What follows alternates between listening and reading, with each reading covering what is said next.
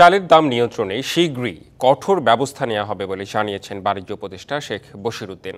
বলেন, এলডিসি পরবর্তী চ্যালেঞ্জ মোকাবেলায় ট্যারিফ কমিশনকে শক্তিশালী করতে হবে। ব্যবসায় কেউ বন্ধু নয়, সবাই প্রতিযোগী।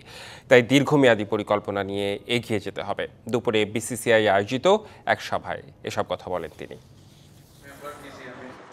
আগামী বছর স্বল্পোন্নত দেশ থেকে উন্নয়নশীল দেশে উন্নীত হলে রপ্তানিতে ইউরোপের বাজারে গুনতে হবে বাড়তি শুল্ক, থাকবে না কোনো রপ্তানি প্রণোদনা। জানিয়ে উদ্বিগ্ন ব্যবসায়ীরা। করণীয় নিয়ে আলোচনা সভার আয়োজন করে এফবিসিসিআই। আমরা সেই আলোচনা করব। এ সময় বক্তারা বলেন, বিনিয়োগ ও রপ্তানি বাজারে বৈচিত্র্য আনতে হবে, রপ্তানি নীতিতে প্রযুক্তির বিকাশ ঘটাতে হবে। এছাড়া ব্যবসার সুষ্ঠু পরিবেশ নিশ্চিত করতে পারলে বিদেশি বিনিয়োগ আসবে। এফডিআই এবং ট্রেড ডিলস, এফটিএ, ইপিএ সেই দিক দিয়ে যেতে হবে। উৎসবের খুশি হবে নগদে বেশি, কারণ ঘন্টায় ঘন্টায় আছে গিফট জেতার সুযোগ। মূল প্রবন্ধে বলা হয়, এলডিসি উত্তরণে সরকারের দিকে তাকিয়ে না থেকে রপ্তানি বহুমুখীকরণে কাজ করতে হবে ব্যবসায়ীদেরই। যারা এক্সপোর্ট মার্কেটে অলরেডি এক্সপেরিয়েন্স, যারা নিউ প্রোডাক্ট ডেভেলপ করার মতো ক্যাপাসিটি রয়েছে, তাদের জন্য আলাদাভাবে আমাদের এক্সপোর্ট ডাইভার্সিফিকেশনকে চিন্তা করতে হবে। নীতিগত সংস্কারের প্রয়োজনীয়তা তুলে ধরেন ব্যবসায়ী নেতারা।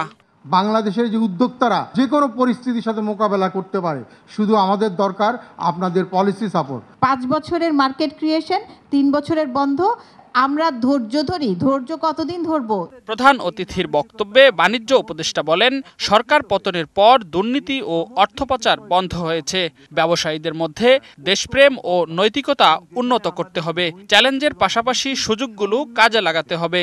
যে আমাদের দীর্ঘমেয়াদী যে বৈচিত্র্যকরণের যে উদ্দেশ্য এবং সম্পদের সুষম বন্টনের এবং সামাজিক ন্যায় বিচার প্রতিষ্ঠা করার যে সামগ্রিক উদ্দেশ্য, এটা নিয়ে যদি আমরা একত্রিত হতে পারি, আমি আশা করি আল্লাহ তাআলা বরকত দিবেন আমাদেরকে। সিন্ডিকেটের লাগাম টানার কারণে কিছু দ্রব্যমূল্যের দাম কমেছে। চাল সহ যেসব পণ্যের দাম এখনো বেশি, সেগুলো নিয়ন্ত্রণে কঠোর পদক্ষেপ নেয়ার ঘোষণা দেন উপদেষ্টা। চালটা নিয়ে একটা আলোচনা করে এটাকে একটা সহজীকরণ কিভাবে করা যায়। এবং রেদওয়ানুল হক, ডিবিসি নিউজ, ঢাকা।